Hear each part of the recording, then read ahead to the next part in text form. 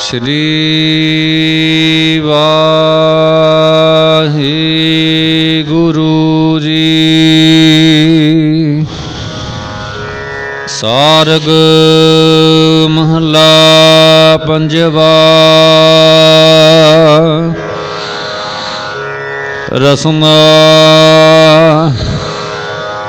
राम कहत गुण सोहं। एक निमख उपाय समावै।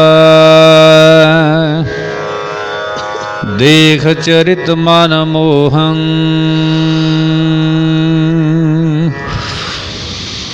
रसना राम कहत गुण सोहं। वाहिगुरु जी का खालसा, वाहिगुरु जी की फतेह। कोट ब्रह्मंडां दे मालक, जुगो जुगी अटल शब्दा अवतार, दसां पातशाहियां दी आत्मक जोत। धन धन सतगुरु श्री गुरु ग्रंथ साहिब सच्चे पातशाह जी महाराज जी दी पवित्र पावन हजूरी दे विच जुड़मिल बैठी गुरु रूप गुरु खालसा साध संगत जीओ। आप वडभागे हो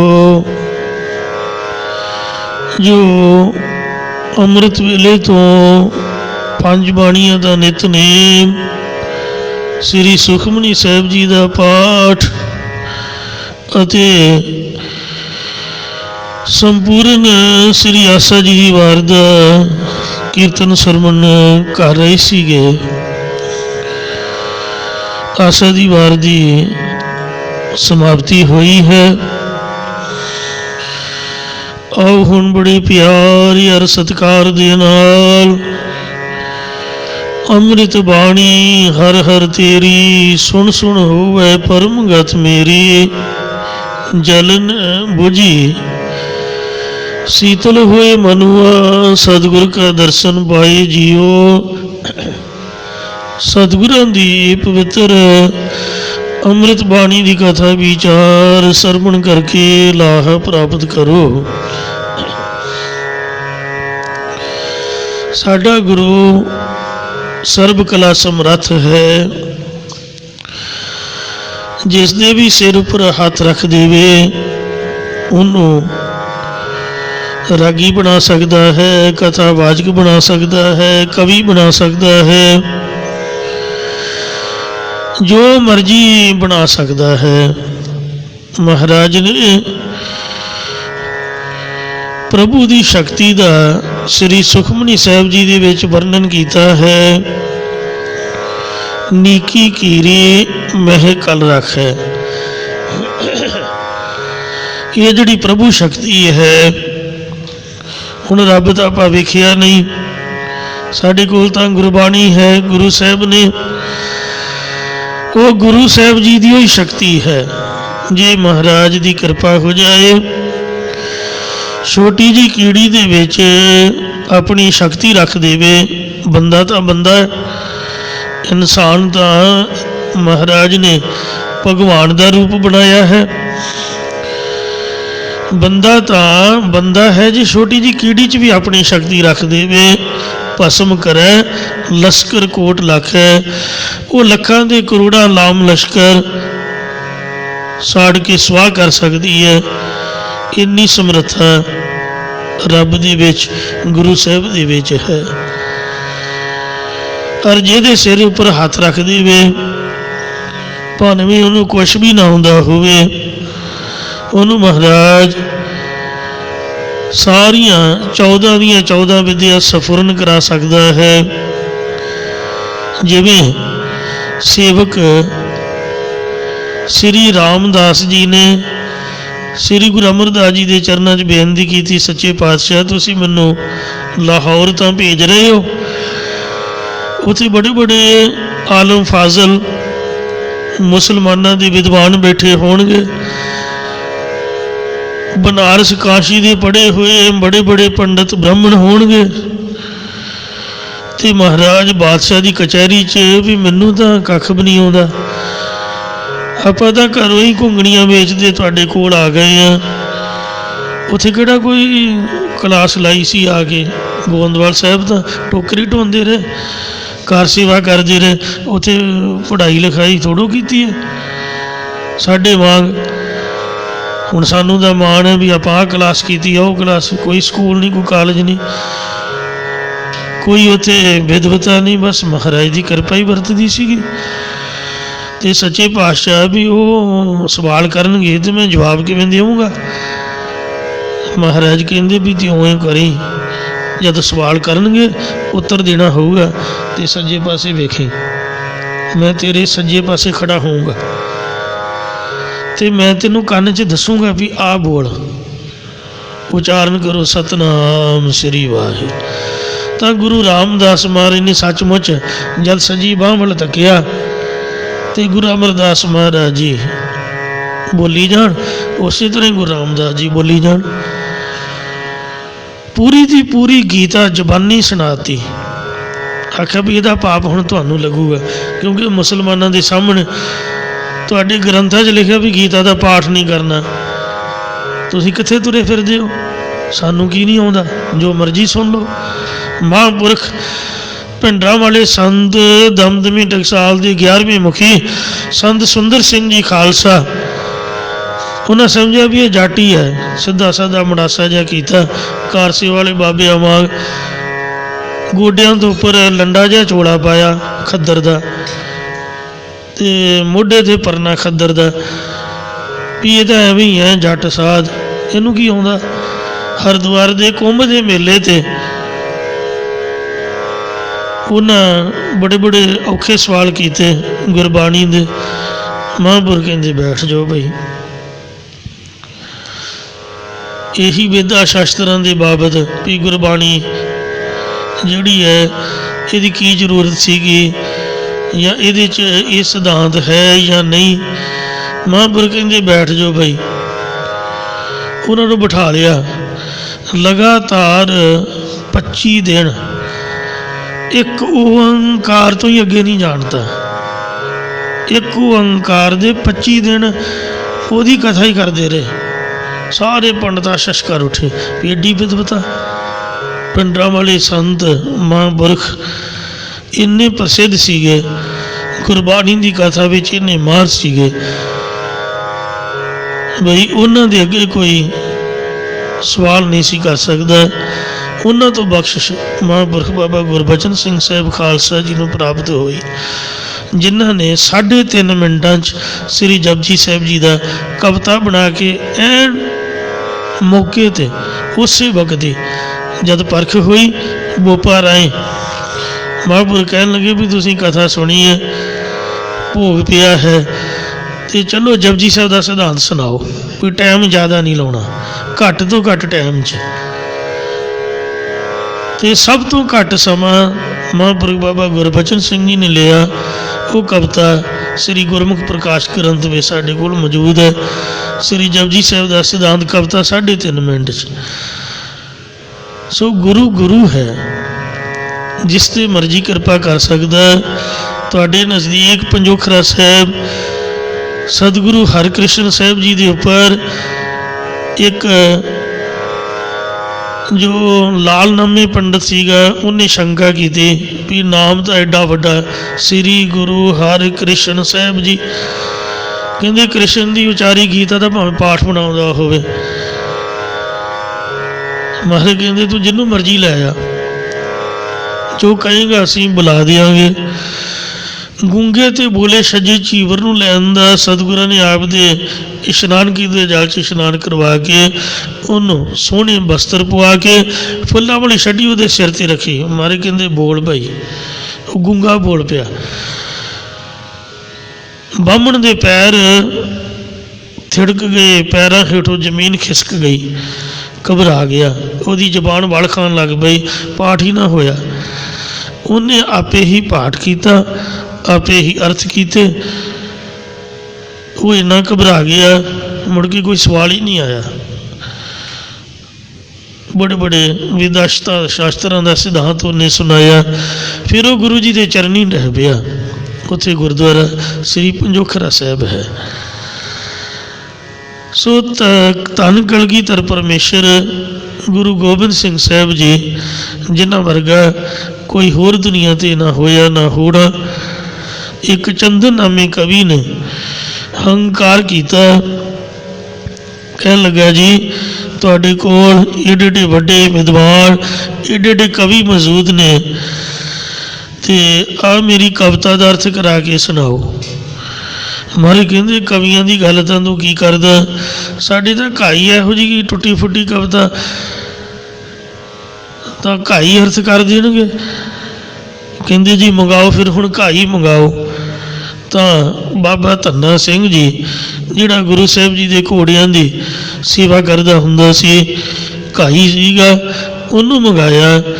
मारे कहते हाँ भाई सुना आपकी कविता। उन्हें दसिया, कहता नमसात पिए नमसात किए नमसात पिए नमसात पियाए, नमसात रचे नमसात बचे नमसात पिया पैदायक पाए, जीत कला नमसातन की नमसातन के मुख अंदर शाए, मानो मेघ के मंडल में कवचंदन चंद कलेवर शाए। कहते महाराज इनू को भी अर्थ करके सुनाए। महाराज कह लगे भाई धन्ना सिंह जी ये अर्थ करके सुनाओ। भाई धन्ना सिंह मुस्कुराया, कह लगा महाराज आप दे चोज भी निराले ने। सो इहो जी कविता के अर्थ तो जिहदे कोलों मर्जी करा लो, आप च समर्थ है, शक्ति आप दी है, जिहदे मर्जी सिर ते हथ रख के करा दो, ये तो कोई औखा नहीं। उस वक्त ही उन्होंने समझ दे थी गुरु साहब ने। उन्हें चंदन कवि ने आख्या कि हे चंदन कवि गुरु जी का दरबार है, इस तरह की कविता सतगुरु जी के दरबार दे चंगी नहीं लगती। इत्थे तां रब की सिफत की जाती, कथा दे विच गुरु जी के पावन चरणों में किसी बीबी की उस्तति नहीं होनी चाहिए, रब की उस्तति करी दी है।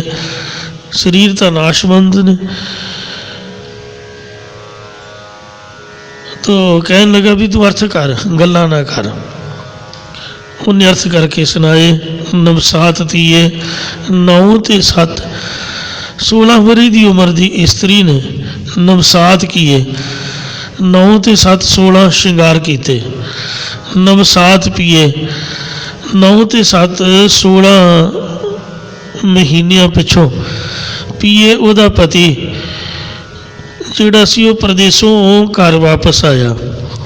नवसात पियाए उस स्त्री ने 9 ते 7 16 प्रकार के उन्होंने भोजन बना के आप दे हथी पियाए का मतलब जूस आदक सो पियाया या भोजन खवाए पियाए।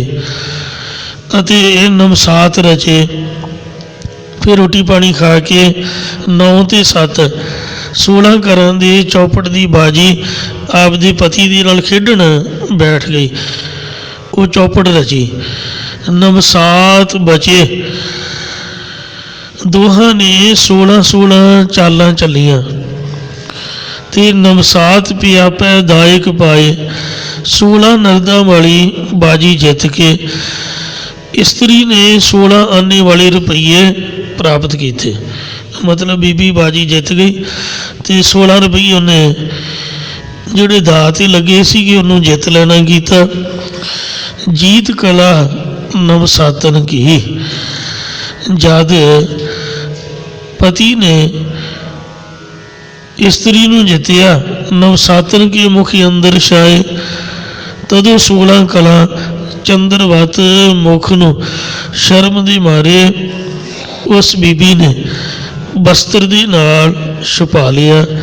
मानो मेघ के मंडल में उहदी ये शोभा है, मानो कि जो चंद्रमा बदलों दे विच टकिया हुए कव चंदन चंद कलीवर छाए। कलीवर नाम ਸੋ ਸਰੀਰ ਦਾ ਹੈ, ਮੁਖੜੇ ਦਾ ਹੈ, ਚੰਦਰਮਾ ਵਰਗਾ ਮੁਖੜਾ। ਉਹਨੇ ਜਿਸ ਤਰ੍ਹਾਂ ਬੱਦਲ ਚੰਦਰਮਾ ਨੂੰ ਢੱਕ ਲੈਂਦਾ, ਇਸ ਤਰ੍ਹਾਂ ਬਸਤਰ ਦੇ ਨਾਲ ਛੁਪਾ ਲਿਆ। ਕਹਿਣ ਲੱਗਾ ਭਾਈ ਧੰਨਾ ਸਿੰਘ ਜੀ ਵੀ ਇਹੋ ਜਿਹੀ ਕਵਿਤਾ ਗੁਰੂ ਜੀ ਦੀ ਹਜ਼ੂਰੀ 'ਚ ਉਚਾਰੀ ਦੀ ਨਹੀਂ, ਤੇ ਫਿਰ ਤੂੰ ਕਰ ਹੰਕਾਰ ਕੀਤਾ। ਸਤਿਗੁਰੂ ਜੀ ਮਹਾਰਾਜ ਮੁਸਕਰਾ ਪਏ, ਕਹਿੰਦੇ ਠੀਕ ਹੈ ਭਾਈ? ਕਹਿੰਦਾ ਜੀ ਹਾਂ, ਇਹੀ ਅਰਥ ਨੇ। ਫਿਰ ਭਾਈ ਧੰਨੇ ਨੂੰ ਆਖਿਆ ਭਾਈ ਧੰਨਾ ਸਿੰਘ ਜੀ ਹੁਣ ਤੂੰ ਕੋਈ ਕਵਿਤਾ ਉਚਾਰ, ਇਹ ਚੰਦਨ ਕਵੀ ਅਰਥ ਕਰੂਗਾ। ਕਹਿੰਦਾ ਜੀ 7 ਬਚਨ। ਧੰਨਾ ਸਿੰਘ ਨੇ ਕਵਿਤਾ ਉਚਾਰੀ। ਕਹਿਣ ਲੱਗਾ ਹੇ ਚੰਦਨ ਕਵੀ, ਮੈਂ ਕਵਿਤਾ ਦਾ ਬੰਦ ਉਚਾਰਦਾ ਤੇ ਤੂੰ ਅਰਥ ਕਰ। ਮੀਨ ਮਰੇ ਜਲ ਕੇ ਪਰਸੇ ਕਬਹੂ ਨਾ ਮਰੇ ਪਰ ਪਾਵਕ ਪਾਏ। ਮੱਛੀ ਮਰਦੀ ਹੈ ਪਾਣੀ ਦੇ ਪਰਸਣ ਤੋਂ, ਪਰ ਜੇ ਉਹਦੇ ਤੇ ਅੱਗ ਦੀ ਅੰਗਿਆਰ ਪਾ ਦਿਓ ਤੇ ਉਹ ਕਦੀ ਵੀ ਨਹੀਂ ਮਰਦੀ। ਹਾਥ ਮਰੇ ਮਦ ਕੇ ਪਰਸੇ, ਜਿਹੜਾ ਹਾਥੀ ਹੈ ਉਹ ਗੰਡਸ ਸਥਲਾਂ ਦੇ ਵਿੱਚ ਮੁੜਕਾਇਆ ਹੋਵੇ, ਆਉਂਦਿਆਂ ਸਾਰੀ ਮਰ ਜਾਂਦਾ। ਕਬੂ ਨਾ ਮਰੇ ਤਨ ਤਾਪ ਕੇ ਆਏ, ਸਰੀਰ ਦੇ ਤਾਪ ਚੜ੍ਹਨ ਤੋਂ ਕਦੀ ਵੀ ਨਹੀਂ ਮਰਦਾ। ਤੀਏ ਮਰੇ ਪਤ ਕੇ ਪਰਸੇ, ਇਸਤਰੀ ਪਤੀ ਦੇ ਪਰਸਨ ਤੋਂ ਮਰ ਜਾਂਦੀ ਹੈ। ਕਬਹੂ ਨਾ ਮਰੇ ਪਰਦੇਸ ਸਦਾਏ, ਜੇ ਪਤੀ ਪਰਦੇਸ ਗਿਆ ਹੋਵੇ ਤਾਂ ਕਦੀ ਵੀ ਨਹੀਂ ਮਰਦੀ। ਗੂੜ ਮੈਂ ਬਾਤ ਕਹੀ ਦਿਜਰਾਜ, हे ब्राह्मण जी चंदन कवि जी मैं गुज्जी बात आखी है, विचार सके ना बिना चित लाए। तू ये अर्थ करके सुना। बिना चित लाए तो इनू कोई विचार नहीं सकता। कौल मरे रब के परसे, कबहू ना मरे ससकी शब पाए। कबल दा फुल सूरज दे किरणा स्पर्शन तो घुमला जाता, खत्म हो जाता, मर जाता, पर कदी भी चंद्रमा के स्पर्श ਉਹਦੀਆਂ किरणा तो नहीं मरदा। गल उल्ट है। कमल का फुल तो सूरज ਨੂੰ ਵੇਖ ਕੇ ਖਿੜਦਾ, चंद्रमा ਨੂੰ ਵੇਖ ਕੇ ਮੁਰਝਾ ਜਾਂਦਾ। कहती अर्थ करके सुना। मित्र मरे मित को मिल के, मित्र मित्र नूं मिल के मर जाता। कबहू ना मरे जब दूर सिधाए, कदी भी नहीं मरदा जदों दूर चला जाए। सिंह मरे जब मांस मिले, कबहू ना मरे जब हाथ ना आए। शेर मांस मिलने तो मर जाता, पर जे वो मांस तो बगैर भुखा रहे कदी भी नहीं मरदा। गूढ़ में बात कही दिजराज, विचार सके ना बिना चित लाए। हे दिजराज श्रेष्ठ ब्राह्मण, ये मैं गुज्जी बात आखी है, बिना चित लाए तो इनू कोई विचार नहीं सकता। इधर आ पुत हुण मैदान च दस। गुरु गोबिंद सिंह नूं अर्थ करके सुना। वो बेचारा घबरा गया। ये तो गल उल्टी बनती है, अर्थ तो बनते कोई नहीं। कहते बस, कहता जी हाँ मेरे को अर्थ नहीं आ रहे। फिर गुरु महाराज ने आख्या भी धन्ना सिंह जी तू ही इनू समझा कि पाठ की मर्यादा कई बार विश्रामां के तौर पर कुछ होर हुंदी है। जिहड़ा पाठी सिंह है उन्हें आपदी चाल नाल पाठ करना है, क्योंकि नाल कई बार कीर्तन च जोड़ी भी बजदी हुंदी ते पाठ भी राग दे विच चाल च हुंदा। जिहड़ी कथा हुंदी है ये कथा दा हिसाब अर्थां वाला होण करके ते उहदी जिहड़ी चाल दे विश्राम ने कई बार अगे पिछे करने पैंदे ने। कथा दे विश्राम होर हुंदे ने, पाठी दी चाल वाले विश्राम होर हुंदे ने। इसलिए इनू समझा। धन्ना सिंह कह लगा हे ब्राह्मण जी, हे कवि जी, इको ही कुंडी है, बस चाल ते अर्थां दा विश्राम इन्हां दा भेद है। तू चाल दा विश्राम समझ रहा। मीन मरे जल के परसे, कबहू ना मरे पर पावक पाए। हाथ मरे मद के परसे, कबहू ना मरे तन ताप के आए। बस कुंडी इन्नी है भी अर्थां दा विश्राम लाउणा, इनू समझ। मीन मरे जल के परसे कबहू ना, मात्रा वध गई पर अर्थ लई नन्ने ते विश्राम आऊगा। मीन मरे जल के परसे कबहू ना, ਫਿਰ ਦੂਜੀ ਪੰਕਤੀ ਮਰੇ ਪਰ ਪਾਵਕ ਪਾਏ, ਬਸ ਇੰਨੀ ਗੱਲ ਹੈ। ਨੰਨੇ ਤੇ ਵਿਸ਼ਰਾਮ ਲਾਈ ਜਾਓ, ਅਰਥ ਸਹੀ ਹੋ ਜਾਣਗੇ। ਮੱਛੀ ਕਦੀ ਵੀ ਨਹੀਂ ਮਰਦੀ ਪਾਣੀ ਦੇ ਪਰਸਣ ਤੋਂ, ਪਰ ਜੇ ਅੱਗ ਪਾ ਦਿਓ ਤੇ ਅੱਗ ਪਾਉਣ ਤੋਂ ਖਤਮ ਹੋ ਜਾਂਦੀ ਹੈ। ਹਾਥ ਮਰੈ ਮਦ ਕੇ ਪਰਸੇ ਕਬਹੂ ਨਾ, ਉਹਦੇ ਗੰਢ ਸਥਲਾਂ ਦੇ ਵਿੱਚ ਮੁੜਕਾ ਆਇਆ ਹੋਣ ਕਰਕੇ ਹਾਥੀ ਕਦੀ ਵੀ ਨਹੀਂ ਮਰਦਾ, ਉਹ ਜੋਸ਼ 'ਚ ਹੁੰਦਾ ਹੈ। ਮਰੇ ਤਨ ਤਾਪ ਕੇ ਆਏ, ਪਰ ਜਦ ਉਹਨੂੰ ਤਾਪ ਚੜ੍ਹ ਜਾਏ ਸਰੀਰਕ ਤੌਰ 'ਤੇ ਉਹ ਮਰ ਜਾਂਦਾ, ਖਤਮ ਹੋ ਜਾਂਦਾ। ਤੀਹ ਮਰੇ ਪਤ ਕੇ ਪਰਸੇ ਕਬਹੂ ਨਾ, ਇਸਤਰੀ ਸੋ ਪਤੀ ਦੀ ਸੰਗਤ ਤੋਂ ਕਦੀ ਵੀ ਨਹੀਂ ਮਰਦੀ। ਮਰੇ ਪਰਦੇਸ ਸਦਾਏ, ਸੋ ਜੇ ਉਹ ਪਰਦੇਸ ਚਲਾ ਜਾਏ ਤੇ ਵਿਛੋੜੇ ਦੀ ਅੱਗ ਵਿੱਚ ਝੁਲਸ ਜਾਂਦੀ ਹੈ। ਕਾਲੀ ਕੋਇਲ ਤੋ ਕਿਤ ਗੁਣ ਕਾਲੀ, ਆਪਣੇ ਪ੍ਰੀਤਮ ਕੇ ਹੋਂ ਬਿਰਹਿ ਜਾਲੀ। ਗੂੜ ਮੈਂ ਬਾਤ ਕਹੀ ਦਿਜਰਾਜ, ਵਿਚਾਰ ਸਕੇ ਨਾ ਬਿਨਾ ਚਿਤ ਲਾਏ। ਕੌਲ ਮਰੇ ਰੱਬ ਕੇ ਪਰਸੇ ਕਬਹੂ ਨਾ, ਕਬਲ ਦਾ ਫੁੱਲ ਸੂਰਜ ਦੀਆਂ ਕਿਰਨਾਂ ਸਪਰਸ਼ਨ ਤੋਂ ਕਦੀ ਵੀ ਨਹੀਂ ਮਰਜਾਉਂਦਾ। ਮਰੈ ਸਸਕੀ ਸ਼ਬ ਪਾਏ, ਜਦ ਚੰਦਰਮਾ ਚੜ੍ਹ ਜਾਏ ਉਹਦੀ ਛਵੀ ਨੂੰ ਪਾ ਕੇ ਉਹ ਕੁਮਲਾ ਜਾਂਦਾ। ਮਿੱਤਰ ਮਰੇ ਮਿੱਤ ਕੋ ਮਿਲ ਕੇ ਕਬਹੂ ਨਾ, ਮਿੱਤਰ ਮਿੱਤਰ ਨੂੰ ਮਿਲ ਕੇ ਕਦੀ ਵੀ ਨਹੀਂ ਮਰਦਾ। ਮਰੈ ਜਬ ਦੂਰ ਸਿਧਾਏ, ਜਦੋਂ ਵਿਛੜ ਜਾਂਦਾ ਤਾਂ ਉਹ ਆਪ ਦਾ ਮਰਨਾ ਸਮਝਦਾ। ਸਿੰਘ ਮਰੈ ਜਬ ਮਾਸ ਮਿਲੇ ਕਬਹੂ ਨਾ, ਜਦ ਮਾਸ ਮਿਲੇ ਤਾਂ ਜਿਹੜਾ ਸ਼ੇਰ ਹੈ ਕਦੀ ਵੀ ਨਹੀਂ ਮਰਦਾ। ਮਰੈ ਜਬ ਹਾਥ ਨਾ ਆਏ, ਉਦੋਂ ਮਰਦਾ ਜਦ ਮਾਸ ਹੱਥ ਨਾ ਆਏ। ਗੂੜ ਮੈਂ ਬਾਤ ਕਹੀ ਦਿਜਰਾਜ, ਵਿਚਾਰ ਸਕੈ ਨਾ ਬਿਨਾ ਚਿਤ ਲਾਏ। ਸੋ ਗੁਰੂ ਸਾਹਿਬ ਜੀ ਦਾ ਆਪਣਾ ਫਰਮਾਨ ਹੈ ਅਡਿਲ। ਸੁਨੇ ਗੁੰਗ ਜੋ ਜਾਹੇ ਸੋ ਰਸ ਨਾ ਪਾਵਈ, ਇਹ ਮਹਾਰਾਜ ਦਾ ਬਾਣੀ, ਮਹਾਰਾਜ ਦਾ ਨਾਮ, ਮਹਾਰਾਜ ਦਾ ਕੀਰਤਨ, ਮਹਾਰਾਜ ਦੀ ਕਥਾ ਐਸੀ ਹੈ ਜਿਹੜਾ ਚਿੱਤ ਲਾ ਕੇ ਸੁਣ ਲਵੇ।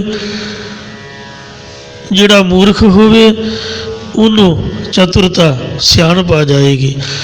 ਸੁਣੇ ਮੂੜ ਚਿਤ ਲਾਏ ਚਤੁਰਤਾ ਆਵਈ, ਅੜਿਲ ਸੁਣੇ ਗੁੰਗ ਜੋ ਯਾਹੇ ਸੋ ਰਸ ਨਾ ਪਾਵਈ। ਜੇ ਗੂੰਗਾ ਸੁਣ ਲਵੇ ਉਹਨੂੰ ਜ਼ਬਾਨ ਪ੍ਰਾਪਤ ਹੋ ਜਾਏਗੀ, ਉਹ ਬੋਲਣ ਲੱਗ ਜਾਏਗਾ। ਸੁਣੇ ਮੂੜ ਚਿਤ ਲਾਏ ਚਤੁਰਤਾ ਆਵਈ, ਦੁੱਖ ਦਰਦ ਪਾਓ ਨਿਕਟ ਨਾ ਤਨ ਨਰ ਕੇ ਰਹਿ। ਉਸ ਮਨੁੱਖ ਦੀ ਨਾ ਦੁੱਖ ਨਾ ਦਰਦ ਨਾ ਡਰ ਨੇੜੇ ਰਹਿਣਗੇ। ਹੋ ਯੋ ਜਾ ਕੀ ਇੱਕ ਵਾਰ ਚੌਪਈ ਕੋ ਕਹੇ, ਜੋ ਗੁਰੂ ਸਾਹਿਬ ਦੀ ਉਚਾਰੀ ਚੌਪਈ ਨੂੰ ਭਾਵੇਂ ਇੱਕ ਵਾਰ ਵੀ ਕਹਿ ਦੇਵੇ, ਐਸੀ ਗੁਰੂ ਮਹਾਰਾਜ ਸਾਹਿਬ ਸੱਚੇ ਪਾਤਸ਼ਾਹ ਜੀ ਦੀ ਕਿਰਪਾ ਹੋ ਜਾਏਗੀ। ਇੰਝ ਚੰਦਨ ਕਵੀ ਦਾ ਗੁਰੂ ਦਰਬਾਰ ਵਿੱਚ ਹੰਕਾਰ ਟੁੱਟਿਆ। ਗੁਰੂ ਘਰ ਵਿੱਚ ਸਭ ਕੁਛ ਮੰਨਣ ਯੋਗ ਹੈ। ਸਤਿਗੁਰੂ ਜੀ ਕੁਛ ਵੀ ਕਰ ਸਕਦੇ ਨੇ। ਜਲ ਮੈਂ ਥਾ ਜਲ ਮੈਂ ਜਲ ਤੇ ਥਲ ਕਰ ਥਲ ਤੇ ਕੂਆ, ਕੂਪ ਤੇ ਮੇਰ ਕਰਾਵੇ, ਧਰਤੀ ਤੇ ਆਕਾਸ਼ ਚੜਾਵੇ, ਚੜੇ ਆਕਾਸ਼ ਗਿਰਾਵੇ, ਭਿਖਾਰੀ ਤੇ ਰਾਜ ਕਰਾਵੇ, ਰਾਜਾ ਤੇ ਭਿਖਾਰੀ, ਖਲ ਮੂਰਖ ਤੇ ਪੰਡਤ ਕਰਬੋ, ਪੰਡਤ ਦੇ ਮੁਰਖ ਧਾਰੀ, ਨਾਰੀ ਤੇ ਜੋ ਪੁਰਖ ਕਰਾਵੇ, ਪੁਰਖਣ ਤੇ ਜੋ ਨਾਰੀ, ਕਹੋ ਕਬੀਰ ਸਾਧੂ ਕੋ ਪ੍ਰੀਤਮ, ਤਿਸ ਮੂਰਤ ਬਲਿਹਾਰੀ।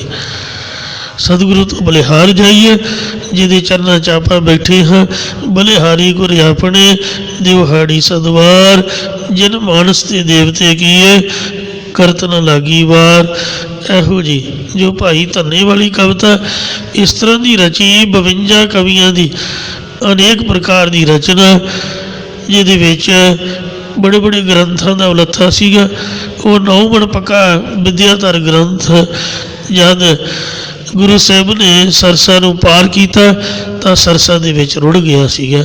ਕਾਸ਼ ਉਹ ਸਾਡੇ ਕੋਲ ਮੌਜੂਦ ਹੁੰਦਾ ਤੇ ਕਿੰਨਾ ਮਹਾਨ ਵਿਰਸਾ, ਕਿੰਨਾ ਮਹਾਨ ਖਜ਼ਾਨਾ ਉਹਦੇ ਤੋਂ ਆਪਾਂ ਲਾਭ ਪ੍ਰਾਪਤ ਕਰਦੇ। ਸਤਿਗੁਰੂ ਰਹਿਮਤ ਕਰਨ। ਆਓ ਪਿਆਰ ਸਤਿਕਾਰ ਨਾਲ ਅੱਗੇ ਸ਼ਬਦ ਦੀ ਵਿਚਾਰ ਨੂੰ ਸਰਵਣ ਕਰੋ ਜੀ। ਉਚਾਰਨ ਕਰੋ ਸਤਿਨਾਮ ਸ੍ਰੀ ਵਾਹਿਗੁਰੂ ਜੀ। ਸਤਨਾਮ ਸ੍ਰੀ ਵਾਹਿਗੁਰੂ ਸਾਹਿਬ ਜੀ। ਸਾਰਗ ਮਹਲਾ ਪੰਜਵਾ। ਸਾਰੰਗ ਰਾਗ ਦੇ ਵਿੱਚ ਸਤਿਗੁਰੂ ਪੰਜਵੇਂ ਪਾਤਸ਼ਾਹ ਸ੍ਰੀ ਗੁਰੂ ਅਰਜਨ ਦੇਵ ਸਾਹਿਬ ਜੀ ਸ਼ੋ ਪਾਵਨ ਉਪਦੇਸ਼ ਦੀ ਬਖਸ਼ਿਸ਼ ਕਰਦੇ ਹਨ। ਰਸਨਾ ਰਾਮ ਕਹਿਤ ਗੁਣ ਸੋਹੰ। ਜੇ ਰਸਨਾ ਜ਼ਬਾਨ ਪਰਮੇਸ਼ਰ ਦੇ ਗੁਣ ਕਥਨ ਕਰੇ ਤਾਂ ਹੀ ਸ਼ੋਭਾ ਪਾਉਂਦੀ ਹੈ। ਜਾਂ ਜੇ ਰਸਨਾ ਰਮੇ ਹੋਏ ਸੋਹੰ ਸੋ ਤਤਪਦ ਦੇ ਲੱਖ ਅਰਥ ਤੇ ਤਵੰਗ ਪਦ ਦੇ ਲੱਖ ਅਰਥ ਵਿੱਚ ਏਕਤਾ ਕਰਨ ਵਾਲੇ ਗੁਣਾਂ ਨੂੰ ਕਥਨ ਕਰਦੀ ਹੈ ਤਾਂ ਹੀ ਸ਼ੋਭਾ ਪਾਉਂਦੀ ਹੈ। ਏਕ ਨਿਮਖ ਉਪਾਈ ਸਮਾਵੈ। ਪਰਮੇਸ਼ਰ ਇੱਕ ਛਿਣ ਜਿੰਨੇ ਸਮੇਂ 'ਚ ਸੰਸਾਰ ਨੂੰ ਪੈਦਾ ਕਰਕੇ ਫਿਰ ਝੱਟ ਆਪਣੇ ਵਿੱਚ ਸਮਾ ਲੈਂਦਾ ਲੀਨ ਕਰ ਲੈਂਦਾ ਹੈ। ਦੇਖ ਚਰਿਤ ਮਨ ਮੋਹੰ। ਪਰਮੇਸ਼ਰ ਦੇ ਐਸੇ ਕੌਤਕ ਵੇਖ ਕੇ ਮੇਰਾ ਮਨ ਮੇਰਾ ਚਿੱਤ ਮੋਹਿਆ ਗਿਆ ਹੈ। ਰਹਾਉ ਵਿਸ਼ਰਾਮ ਦੀ ਕਰ ਫਰਮਾਨ ਕਰਦੇ ਨੇ। ਜਿਸ ਸੁਣਿਐ ਮਨ ਹੋਏ ਰਹਿ ਸਿਆਤਾ। ਰਹੱਸ ਅਦਕ ਦੇ ਸਹਿਤ ਉਚਾਰਨ ਸਹੀ ਹੈ। ਇਹਦਾ ਅਰਥ ਹੈ ਆਨੰਦ। ਚਾਲ ਮੁਤਾਬਕ ਰਹਿਸ ਦਾ ਅਰਥ ਵੀ ਆਨੰਦ ਹੀ ਹੈ ਵੈਸੇ, ਪਰ ਚਾਲ ਅਦਕ ਨਾਲ ਬਣਦੀ ਹੈ। ਇੱਕ ਮਾਤਰਾ ਘਟ ਜਾਏਗੀ ਜੇ ਅਦਕ ਨਹੀਂ ਲਾਵਾਂਗੇ। ਹੇ ਪਰਮੇਸ਼ਰ ਆਪ ਜੀ ਦਾ ਜਸ ਸੁਣ ਕਰਕੇ ਮਨ ਵਿੱਚ ਚਿੱਤ ਵਿੱਚ ਅਤਿਅੰਤ ਰਹੱਸ ਆਨੰਦ ਪ੍ਰਾਪਤ ਹੁੰਦਾ ਹੈ। ਹਿਰਦੈ ਮਾਨ ਦੁਖ ਜੋਹੰ। ਅਤੇ ਜੋ ਹਿਰਦੇ ਵਿੱਚ ਗੁਣਾਂ ਦਾ ਹੰਕਾਰ ਤੇ ਜੰਮਣ ਮਰਨ ਦਾ ਦੁੱਖ ਸੀ, ਇਹ ਵੀ ਤੋਂ ਗੁਰਾਂ ਦੇ ਉਪਦੇਸ਼ ਦੁਆਰਾ ਅੰਦਰੋਂ ਜੋਹੰ ਤਾੜ ਕੇ ਬਾਹਰ ਕੱਢ ਦਿੱਤਾ ਹੈ। ਜਾਂ ਗੁਰਾਂ ਦੀ ਕਿਰਪਾ ਦ੍ਰਿਸ਼ਟੀ ਨਾਲ ਵੇਖ ਕੇ ਜੰਮਣ ਮਰਨ ਆਦਿਕ ਦੇ ਦੁੱਖ ਬਾਹਰ ਕੱਢ ਦਿੱਤੇ ਹਨ। ਦੁਖ ਪਾਇਓ ਦੁਖ ਦੂਰ ਪਰਾਇਓ। ਹੇ ਪਰਮੇਸ਼ਰ ਅਕਾਲ ਪੁਰਖ ਵਾਹਿਗੁਰੂ ਜੀ, ਬਣ ਆਈ ਪ੍ਰਭ ਤੋਹੰ। ਤੂੰ ਹੰਗ ਤੇਰੇ ਨਾਲ ਮੇਰੇ ਮਨ ਦੀ ਪ੍ਰੀਤੀ ਬਣ ਆਈ ਹੈ। ਇਸ ਲਈ ਮੈਂ ਤੇਰੀ ਕਿਰਪਾ ਦੁਆਰਾ ਤੇਰੇ ਆਨੰਦ ਸਰੂਪ ਨੂੰ ਜਾਂ ਆਤਮਕ ਆਨੰਦ ਨੂੰ ਪਾਉਣਾ ਕੀਤਾ ਹੈ ਤੇ ਜੰਮਣ ਮਰਨ ਦਾ ਦੁੱਖ ਵੀ ਦੂਰ ਹੋ ਗਿਆ, ਪਰੇ ਹੋ ਗਿਆ, ਨੱਠ ਗਿਆ ਹੈ। ਵਿਖ ਗਈ ਕਿਲ ਵਿਖ ਗਈ ਮਨ ਨਿਰਮਲ ਹੋਈ ਹੈ। ਚਾਰ ਪ੍ਰਕਾਰ ਦੇ ਪਾਪ ਵੀ ਨਿਵਰਤ ਹੋ ਗਏ ਨੇ ਅਤੇ ਜੋ ਮਨ ਦੀ ਬਿਰਤੀ ਇਹ ਵੀ ਨਿਰਮਲ ਉਜਲ ਹੋ ਗਈ ਹੈ। ਜਾਂ ਮਲ ਵਖੇਪ ਅਵਰਨ ਦੀ ਨਿਰਮਲ ਮੈਲ ਤੋਂ ਰਹਿਤ ਹੋ ਗਈ ਹੈ ਬੁੱਧੀ। ਅਤੇ ਸਤਿਗੁਰਾਂ ਨੇ ਦੁਰ ਕਾਢੇ ਮਾਇਆ ਦਰੋਹੰ। ਮਾਇਆ ਦਾ ਮੋਹ ਇਹਦਾ ਜਿਹੜਾ ਛਲ ਆਦਿਕ ਸਭ ਕੁਝ ਅੰਦਰੋਂ ਬਾਹਰ ਕੱਢ ਦਿੱਤਾ ਹੈ।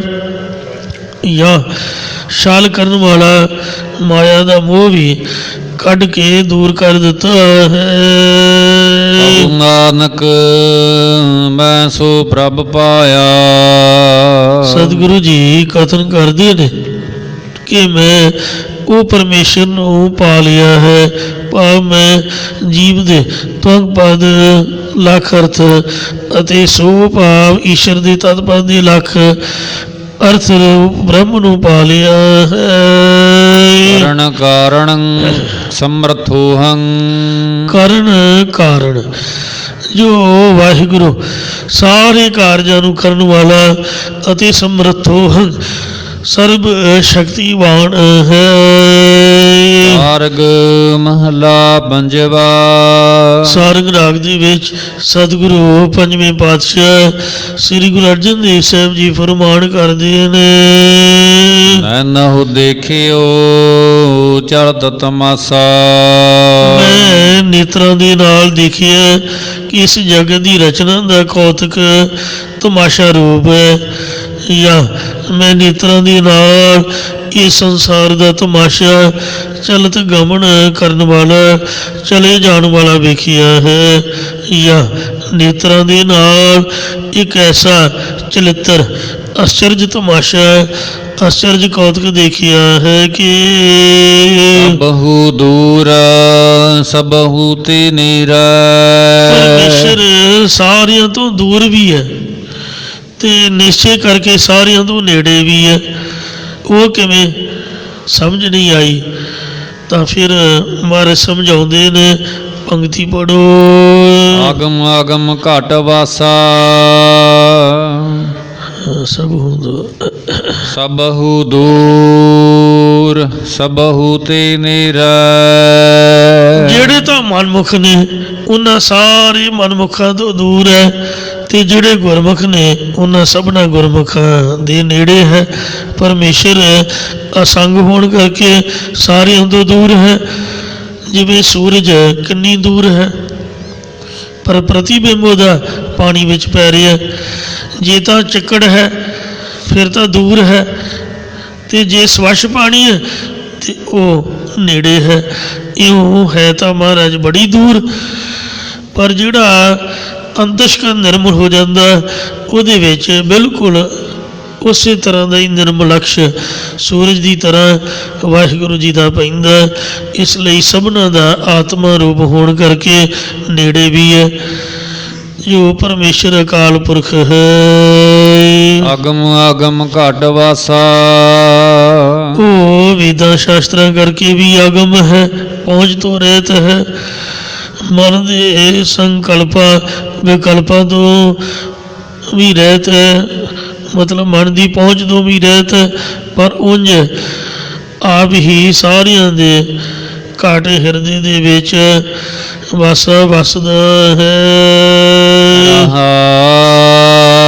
ਵਿਸ਼ਰਾਮ ਦੇ ਕੇ ਫਰਮਾਉਂਦੇ ਨੇ, ਭੂਲ ਨਾ ਭੂਲੈ ਲਿਖਿਓ ਨਾ ਚਲਾਵੈ। ਭੁੱਲਣ ਤੋਂ ਰਹਿਤ ਹੋਣ ਕਰਕੇ ਪਰਮੇਸ਼ਰ ਕਦੇ ਵੀ ਭੁੱਲਦਾ ਨਹੀਂ ਹੈ। ਉਹ ਲਿਖਿਆ ਹੋਇਆ ਲੇਖ ਚਲਾਉਂਦਾ ਹਟਾਉਂਦਾ ਨਹੀਂ ਹੈ। ਭਾਵੇਂ ਚਾਹੇ ਕੋਈ ਕਿਤਨਾ ਵੈਰ ਕਰੇ, ਅਕਿਰਤ ਕਣ ਹੋ ਜਾਏ, ਫਿਰ ਵੀ ਸਭਨਾਂ ਦੀ ਪਾਲਣਾ ਕਰਦਾ ਹੈ। ਜੋ ਕਿਛ ਪਾਇਆ ਸੋ ਏਕਾ ਵਾਰ।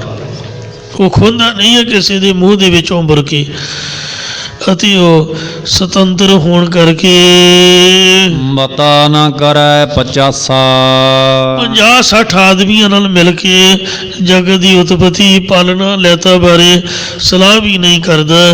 ਬੇਵਜ਼ੀਰ ਵੱਡੇ ਧੀਰ ਧਰਮ ਅੰਗ ਅਲਖ ਅਗੰਮ ਖੇਲ ਕੀ ਆਪਣੇ ਉਸ਼ਾਹੇ ਜੀਓ। ਉਹਦਾ ਕੋਈ ਵਜ਼ੀਰ ਨਹੀਂ ਹੈ। ਜਦੋਂ ਸੰਸਾਰ ਨੂੰ ਪਹੁੰਚਾਉਣਾ ਨਾਸ਼ ਕਰਨਾ ਹੋਵੇ ਤਦੋਂ ਕਿਸੇ ਨਾਲ ਸਲਾਹ ਨਹੀਂ ਕਰਦਾ।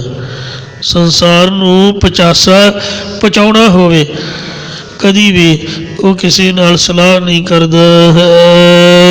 ਇਨ ਮੈਂ ਸਾਜ ਸਵਾਰ ਬਿਨਾ ਹੈ।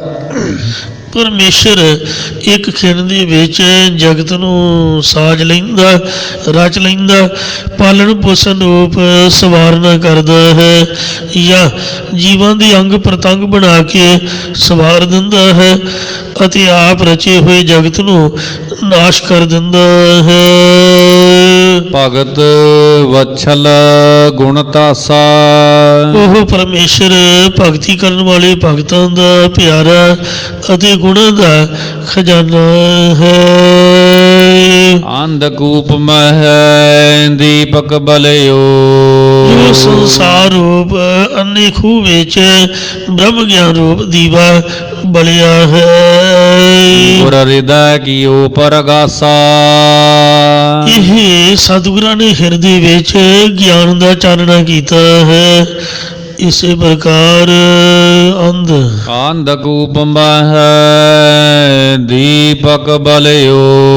ਜੋ ਅੰਧਕਰਨ ਦੇ ਅੰਦਰ ਅਗਿਆਨ ਰੂਪੀ ਹਨੇਰੇ ਦੇ ਖੂਹ ਵਿੱਚ ਗਿਆਨ ਰੂਪ ਦੀਵਾ ਬਲਿਆ ਹੈ। ਗੁਰ ਹਿਰਦੈ ਕੀਓ ਪਰਗਾਸਾ। ਇਹ ਗੁਰਾਂ ਨੇ ਹਿਰਦੇ ਵਿੱਚ ਚਾਨਣਾ ਕੀਤਾ ਹੈ। ਇਸੇ ਪ੍ਰਕਾਰ ਅੰਧਕੂਪ ਮਹਿ ਦੀਪਕ ਬਲਿਓ ਸੰਸਾਰ ਰੂਪ ਅੰਨੇ ਖੂਹ ਵਿੱਚ ਗੁਰਾਂ ਨੇ ਨਾਮ ਬਾਣੀ ਦੇ ਉਪਦੇਸ਼ ਦੁਆਰਾ ਬ੍ਰਹਮ ਗਿਆਨ ਰੂਪ ਦੀਵਾ ਬਾਲ ਦਿੱਤਾ ਹੈ। ਗੁਰ ਹਿਰਦੈ ਕੀਓ ਪਰਗਾਸਾ ਜਿਸ ਨੇ ਗੁਰਾਂ ਦੇ ਉਪਦੇਸ਼ ਨੂੰ ਹਿਰਦੇ ਵਿੱਚ ਧਾਰਨ ਕੀਤਾ ਉਹਦੇ ਅੰਦਰ ਗਿਆਨ ਦਾ ਪ੍ਰਕਾਸ਼ ਹੋ ਗਿਆ। ਇਸੇ ਪ੍ਰਕਾਰ ਅੰਧਕੂਪ ਮਹਿ ਦੀਪਕ ਬਲਿਓ ਸੰਸਾਰ ਰੂਪ ਅੰਨੇ ਖੂਹ ਵਿੱਚ ਪ੍ਰਭੂ ਦਾ ਚੇਤਨ ਸੱਤਾ ਰੂਪ ਦੀਵਾ ਬਲ ਰਿਹਾ ਹੈ। ਪਰਮੇਸ਼ਰ ਗਿਆਨੀ ਅਤੇ ਅਗਿਆਨੀ ਆਦਿਕ ਸਭਨਾਂ ਦੇ ਅੰਦਰ ਆਪਣੇ ਚੇਤਨ ਸੱਤਾ ਰੂਪ ਦੀਵੇ ਨਾਲ ਪ੍ਰਕਾਸ਼ ਕਰ ਰਿਹਾ ਹੈ। ਗੁਰ ਹਿਰਦੈ ਕੀਓ ਪਰਗਾਸਾ ਜਿਨ੍ਹਾਂ ਦੇ ਹਿਰਦੇ 'ਚ ਗੁਰਾਂ ਨੇ ਉਪਦੇਸ਼ ਦੇ ਗਿਆਨ ਦਾ ਪ੍ਰਕਾਸ਼ ਕੀਤਾ ਉਹਨਾਂ ਦੇ ਅੰਦਰ ਹੀ ਗਿਆਨ ਰੂਪੀ ਦੀਵਾ ਬਲਿਆ ਹੈ। ਦੀਵਾ ਬਲੇ ਅੰਧੇਰਾ ਜਾਏ। ਜਦ ਮਹਾਰਾਜ ਦੇ ਨਾਮ ਬਾਣੀ ਦਾ ਦੀਵਾ ਬਲਦਾ ਤਾਂ ਹਨੇਰਾ ਗਿਆਨ ਦਾ ਚੁੱਕਿਆ ਜਾਂਦਾ। ਆਹੋ ਨਾਨਕ ਦਰਸ ਵੇਖ ਸੁਖ ਪਾਇਆ। ਸਤਿਗੁਰੂ ਮਹਾਰਾਜ ਸਾਹਿਬ ਜੀ ਕਥਨ ਕਰਦੇ ਕਿ ਉਸ ਪਰਮੇਸ਼ਰ ਦਾ ਦਰਸ਼ਨ ਦੀਦਾਰ ਦੇਖ ਕੇ ਮੈਂ ਆਤਮਕ ਆਨੰਦ ਪਾ ਲਿਆ ਹੈ। ਪੂਰਨ ਹੋਈ ਆਸਾ ਔਰ ਮੇਰੇ ਮਨ ਦੀ ਸਾਰੀ ਆਸ ਉਮੀਦ ਵੀ ਪੂਰੀ ਹੋ ਗਈ ਹੈ। ਮਾਰਗ ਮਹਲਾ ਪੰਜਵਾ ਪੰਜਵੇਂ ਪਾਤਸ਼ਾਹ ਸਤਿਗੁਰੂ ਅਰਜਨ ਦੇਵ ਸਾਹਿਬ ਜੀ ਸਾਰੰਗ ਰਾਗ ਵਿੱਚ ਅਗਲਾ ਸ਼ਬਦ ਉਚਾਰ ਰਹੇ ਨੇ। ਚਰਨ ਹੈ ਗੋਬਿੰਦ ਮਾਰਗ ਸੁਹਾਵਾ। ਸ੍ਰੀ ਗੁਰੂ ਗੋਬਿੰਦ ਸਿੰਘ ਮਾਰਗ ਬਣਿਆ ਹੋਇਆ ਹੈ ਜੋ ਸਰਕਾਰ ਹੈ ਉਹਨੇ ਸਪੈਸ਼ਲ ਸ੍ਰੀ ਅਨੰਦਪੁਰ ਸਾਹਿਬ ਤੋਂ ਲੈ ਕੇ ਤਖਤ ਸ੍ਰੀ ਦਮਦਮਾ ਸਾਹਿਬ ਤੱਕ ਉਹ ਮੀਲ ਪੱਥਰ ਲਾ ਕੇ ਉਹਦੇ 'ਤੇ ਲਿਖਿਆ ਸ੍ਰੀ ਗੁਰੂ ਗੋਬਿੰਦ ਸਿੰਘ ਮਾਰਗ। ਅੱਜ ਕੱਲ੍ਹ ਮਹਾਰਾਜ ਦੇ ਦਿਨ ਚੱਲ ਰਹੇ ਨੇ। ਸਤਿਗੁਰੂ ਜੀ ਨੇ ਕਿਲ੍ਹਾ ਛੱਡਿਆ ਹੈ। ਕਿਲ੍ਹਾ ਛੱਡ ਕੇ ਅਤੇ ਅੱਜ ਚਮਕੌਰ ਸਾਹਿਬ ਦੀ ਜੰਗ ਦਾ ਦੂਸਰਾ ਦਿਨ ਹੈ। ਦੂਜੇ ਦਿਨ ਦਾ ਜੰਗ ਹੋ ਰਿਹਾ ਹੈ। ਕੱਲ੍ਹ ਨੂੰ ਸਾਹਿਬਜ਼ਾਦਿਆਂ ਦੀ ਸ਼ਹੀਦੀ ਹੋ ਜਾਣੀ ਹੈ, ਵੱਡੇ ਸਾਹਿਬਜ਼ਾਦਿਆਂ ਦੀ। ਫਿਰ ਚਮਕੌਰ ਤੋਂ ਗੁਰੂ ਸਾਹਿਬ ਨੇ ਮਾਚੀਵਾੜੇ ਜਾਣਾ। ਉਹ ਜਿਹੜਾ ਗੁਰੂ ਗੋਬਿੰਦ ਸਿੰਘ ਦਾ ਮਾਰਗ ਹੈ ਉਹਦੇ 'ਤੇ ਪੈਰਾਂ ਦੇ ਨਾਲ ਤੁਰੋ ਭਾਈ। ਚਰਨਾਂ ਦੇ ਨਾਲ ਤੁਰ ਕੇ ਨਗਰ ਕੀਰਤਨ ਦੇ ਵਿੱਚ ਜਾਂ ਸਾਧ ਸੰਗਤ ਨਾਲ ਚੱਲ ਕੇ ਉਹਨਾਂ ਰਸਤਿਆਂ 'ਤੇ ਯਾਤਰਾ ਕਰੋ ਅਤੇ ਗੁਰੂ ਮਹਾਰਾਜ ਨੂੰ ਮਹਿਸੂਸ ਕਰੋ ਵੀ ਗੁਰੂ ਸਾਹਿਬ ਜੀ ਸਾਡੇ ਅੰਗ ਸੰਗ ਨੇ। ਅਤੇ ਮਹਾਰਾਜ ਸੱਚੇ ਪਾਤਸ਼ਾਹ ਵੇਖੋ ਹੁਣ ਤਾਂ ਪੱਕੀਆਂ ਸੜਕਾਂ ਬਣੀਆਂ ਹੋਈਆਂ ਨੇ, ਫਿਰ ਵੀ ਉਹ ਮੈਂ ਵੇਖਿਆ ਵੀ ਨੰਗੇ ਪੈਰਾਂ ਦੇ ਵਿੱਚ ਬੀਟੇ ਰੋੜੇ ਵੱਜਦੇ ਸੀਗੇ, ਤੁਰਿਆ ਨਹੀਂ ਸੀ ਜਾਂਦਾ। ਪੁਲਿਸ ਵਾਲਿਆਂ ਨੇ ਗੱਡੀਆਂ ਨਹਿਰ 'ਤੇ ਖਿਲਾਰ ਦਿੱਤੀਆਂ ਅਤੇ ਜੋੜੇ ਸੰਗਤਾਂ ਨੇ ਗੱਡੀ 'ਚ ਲਾ ਦਿੱਤੇ। ਅੱਗੇ ਤੁਰ ਤੁਰ ਕੇ ਜਾਣਾ। ਗੁਰਦੁਆਰਾ ਸੀ ਕਤਲਗੜ੍ਹ ਸਾਹਿਬ ਤੋਂ ਉੱਪਰ ਜਿੱਥੇ ਗੜ੍ਹੀ ਸਾਹਿਬ ਹੈ ਉੱਥੇ ਵੀ ਕਾਫੀ ਤੁਰਨਾ ਪੈਂਦਾ। ਗਾਂਹ ਫਿਰ ਤਾੜੀ ਸਾਹਿਬ ਬਾਜ਼ਾਰਾਂ ਦੇ ਵਿੱਚ ਉਹ ਬੀੜੇ ਵੱਜਦੇ ਪੈਰਾਂ 'ਚ। ਮੇਰੇ ਵਰਗਾ ਤਾਂ ਤੁਰ ਨਹੀਂ ਸਕਦਾ। ਤੋ ਇਸ ਲਈ ਗੁਰੂ ਮਹਾਰਾਜ ਵੇਖੋ ਨੰਗੇ ਪੈਰੀ ਜਦ ਗੜ੍ਹੀ ਸਾਹਿਬ ਤੋਂ ਬਾਹਰ ਨਿਕਲੇ ਸੀ ਅਤੇ ਜੋੜਾ ਉੱਥੇ ਹੀ ਅੰਦਰ ਹੀ ਲਾ ਦਿੱਤਾ ਸੀਗਾ। ਪਿਆਰੇ ਦਿਆ ਸਿੰਘ ਸਾਹਿਬ ਨੇ ਸਤਿਗੁਰੂ ਜੀ ਨੂੰ ਆਖਿਆ ਮਹਾਰਾਜ ਜੋੜਾ ਤਾਂ ਲੋਕ ਪਾ ਕੇ ਚੱਲਦੇ ਨੇ, ਘੋੜਾ ਤਾਂ ਹੈ ਹੀ ਨਹੀਂ, ਹੁਣ ਚੱਲਣਾ ਤਾਂ ਤੁਰ ਕੇ ਜਾਣਾ ਪੈਣਾ। ਅਤੇ ਮਹਾਰਾਜ ਵੀ ਜੋੜਾ ਵੀ ਲਾਤਾ, ਜੋੜਾ ਤਾਂ ਪਾ ਲਓ। ਸਤਿਗੁਰੂ ਜੀ ਕਹਿਣ ਲੱਗੇ ਸਾਡੇ ਜਾਨ ਨਾਲੋਂ ਪਿਆਰੇ ਸਿੰਘ, ਅਤਿਅੰਤ ਪਿਆਰੀ ਉਹਨਾਂ ਦੇ ਕੇਸ ਜਦੋਂ ਸ਼ਹੀਦ ਹੋਏ ਹੇਠਾਂ ਡਿੱਗੇ ਹੋਣਗੇ, ਕੇਸ ਖਿਲਰੇ ਹੋਣਗੇ, ਦਸਤਾਰਾਂ ਖੁੱਲ੍ਹੀਆਂ ਹੋਣਗੀਆਂ। ਉਹਨਾਂ ਦੀਆਂ ਦਸਤਾਰਾਂ ਦੇ ਨਾਲ, ਉਹਨਾਂ ਦੇ ਕੇਸਾਂ ਨਾਲ ਸਾਡੇ ਚਮੜੀ ਦਾ ਜੋੜਾ ਟੱਚ ਹੋਏਗਾ। ਬੜਾ ਪਾਪ, ਬੜਾ ਗੁਨਾਹ ਹੋਏਗਾ। ਇਸ ਵਾਸਤੇ ਮੈਂ ਨਹੀਂ ਚਾਹੁੰਦਾ ਕਿ ਉਹਨਾਂ ਦੇ ਕੇਸਾਂ ਨੂੰ, ਉਹਨਾਂ ਦੀਆਂ ਦਸਤਾਰਾਂ ਨੂੰ ਸਾਡਾ ਜੋੜਾ ਲੱਗੇ। ਮੈਂ ਵੇਖਿਆ ਗੁਰਦੁਆਰਿਆਂ ਦੇ ਵਿੱਚ ਬੜੇ ਬੜੇ ਸੁੰਦਰ ਉਪਰਾਲੇ ਹੁੰਦੇ ਨੇ, ਜਿੱਥੇ ਗੁਰੂ ਕੇ ਲੰਗਰ ਚੱਲਦੇ ਨੇ ਅਤੇ ਦੁੱਧ ਚਾਹ ਪਕੌੜੇ ਇਤਿਆਦਿਕ ਪਦਾਰਥ ਵਰਤਦੇ ਨੇ। ਉੱਥੇ ਕੱਲ੍ਹ ਸ੍ਰੀ ਚਮਕੌਰ ਸਾਹਿਬ ਮੈਂ ਪੜ੍ਹਿਆ ਵੀ ਦਸਤਾਰਾਂ ਦਾ ਲੰਗਰ, ਮਤਲਬ ਆ ਮੁੰਡੇ ਆਉਂਦੇ ਨੇ ਇੱਥੇ ਬਿਹਾਰ ਤੋਂ, ਆ ਜਿਹੜੇ ਪੀਜੀ ਵਾਲੇ, ਉਹਨਾਂ ਵਿਚਾਰਿਆਂ ਦੀ ਜੇਬ 'ਚ ਕਈਆਂ ਦੇ ਰੁਮਾਲ ਵੀ ਨਹੀਂ ਹੁੰਦਾ, ਅਤੇ ਫਿਰ ਉਹ ਵੇਖਦੇ ਤਾਂ ਠਾਂ ਗੇਟ 'ਤੇ ਭੀੜ ਲੱਗੀ ਹੁੰਦੀ, ਸਿਰ ਢੱਕਣ ਨੂੰ ਇੱਕ 4 ਉਂਗਲਾ ਕੱਪੜਾ ਵੀ ਨਹੀਂ। ਸਾਡੇ ਮੁੰਡਿਆਂ ਨੇ ਸਿਰ ਮੋਨੇ ਕੀਤੇ ਹੁੰਦੇ, ਸਿਰ ਢੱਕਣ ਨੂੰ ਔਖਾ। ਅਤੇ ਉੱਥੇ ਦਸਤਾਰਾਂ ਦਾ ਲੰਗਰ ਲੱਗਾ ਹੋਇਆ, ਮਤਲਬ ਜਿਹਨੂੰ ਦਸਤਾਰ ਚਾਹੀਦੀ ਉਹ ਦਸਤਾਰ ਲਵੇ।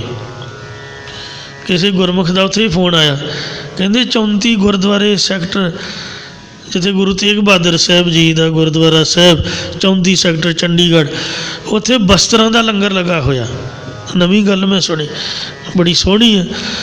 ਠੰਡ ਦੇ ਵਿੱਚ ਜੇ ਚਾਹ ਦੀ ਲੋੜ ਹੈ, ਰੋਟੀ ਦੀ ਲੋੜ ਹੈ, ਅਤੇ ਕੱਪੜੇ ਲੀੜੇ ਦੀ ਵੀ ਲੋੜ ਹੈ। ਕਈਆਂ ਕੋਲ ਵਿਚਾਰਿਆਂ ਕੋਲ ਹੈ ਹੀ ਨਹੀਂ, ਕੋਟੀ ਸਵੈਟਰ, ਕੋਈ ਰਜਾਈ ਤਲਾਈ।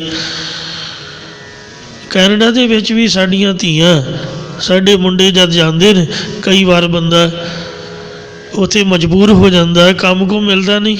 ਆ ਕਰੋਨਾ ਦੇ ਵਿੱਚ ਉੱਥੇ ਵੀ ਸਰੀ 'ਚ ਗੁਰਦੁਆਰਾ ਸਾਹਿਬ ਦੁੱਖ ਨਿਵਾਰਨ ਹੈ, ਅਤੇ ਉੱਥੇ ਵੀ ਮੈਂ ਸੁਣਿਆ ਵੀ ਗੁਰਮੁਖਾਂ ਨੇ ਉਪਰਾਲਾ ਕੀਤਾ, ਇੱਕ ਸਟੋਰ ਬਣਾਇਆ ਹੋਇਆ। ਉਹ ਕਿਸੇ ਨੂੰ ਰਜਾਈ ਚਾਹੀਦੀ, ਤਲਾਈ, ਕੱਪੜਾ ਲੀੜਾ, ਇੱਥੋਂ ਤੱਕ ਵੀ ਲੰਗਰ ਪੈਕ ਕਰਕੇ ਦਿੰਦੇ ਨੇ ਜਿਹਨੂੰ ਲੋੜ ਹੈ, ਤਿੰਨੇ ਟਾਈਮ ਭਾਵੇਂ ਲੈ ਜਾਏ। ਫਿਰ ਜਦੋਂ ਪੈਸੇ ਆ ਗਏ ਭਾਵੇਂ ਮਾਇਆ ਵੀ ਜਮ੍ਹਾਂ ਕਰਾ ਦੇਵੇ। ਇਸ ਵਾਸਤੇ ਇਹ ਬਹੁਤ ਸੋਹਣਾ ਉਪਰਾਲਾ ਹੈ, ਬਸਤਰਾਂ ਦਾ ਲੰਗਰ, ਦਸਤਾਰਾਂ ਦਾ ਲੰਗਰ। ਇੰਝ ਹੇ ਸੱਚੇ ਪਾਤਸ਼ਾਹ, ਜਿਸ ਰਸਤਿਆਂ ਦੇ ਤੂੰ ਤੁਰਿਆ ਹੈ ਉਹ ਰਸਤਿਆਂ ਤੋਂ ਅਸੀਂ ਬਲਿਹਾਰ ਜਾਈਏ, ਕੁਰਬਾਨ ਜਾਈਏ। ਕਿੰਨੀਆਂ ਝਾੜੀਆਂ, ਟੋਏ ਟੱਬੇ, ਕੰਡੇ ਕੰਡਿਆਲੇ, ਜੰਡ ਕਰੀਰ ਹੋਣਗੇ, ਅਤੇ ਰੋੜੇ ਆਦਿਕ ਬੜਾ ਕੁਛ, ਜਾਮਾ ਲੀਰੋ ਲੀਰ। ਸੋ ਉਹਨਾਂ ਰਸਤਿਆਂ ਤੋਂ, ਉਹਨਾਂ ਦੇ ਚਰਨਾਂ ਦੀ ਤੋੜ ਆਪਾਂ ਮੱਥੇ 'ਤੇ ਲਾਈਏ, ਜਿਹਦੇ ਨਾਲ ਸਾਡਾ ਸਰੀਰ ਪਵਿੱਤਰ ਹੋਵੇ। ਚਰਨੇ ਗੋਬਿੰਦ ਮਾਰਗ ਸੁਹਾਵਾ, ਸਾਡੇ ਜਿਹੜੇ ਚਰਨ ਪੈਰ ਨੇ ਗੁਰੂ ਗੋਬਿੰਦ ਸਿੰਘ ਦੇ ਰਸਤੇ ਦੇ ਤੁਰਨ ਤੋਂ ਸੋਭਨੀਕ ਹੋਣਗੇ। ਚਰਨ ਚੱਲੋ ਮਾਰਗ ਗੋਬਿੰਦ, ਮਿਟੈ ਪਾਪ ਜਪੀਐ ਹਰਬਿੰਦ। ਜੇ ਗੁਰੂ ਗੋਬਿੰਦ ਸਿੰਘ ਦੇ ਰਸਤੇ 'ਤੇ ਚਰਨ ਚੱਲਣਗੇ ਤਾਂ ਉਹ ਸਫਲ ਹੋਣਗੇ।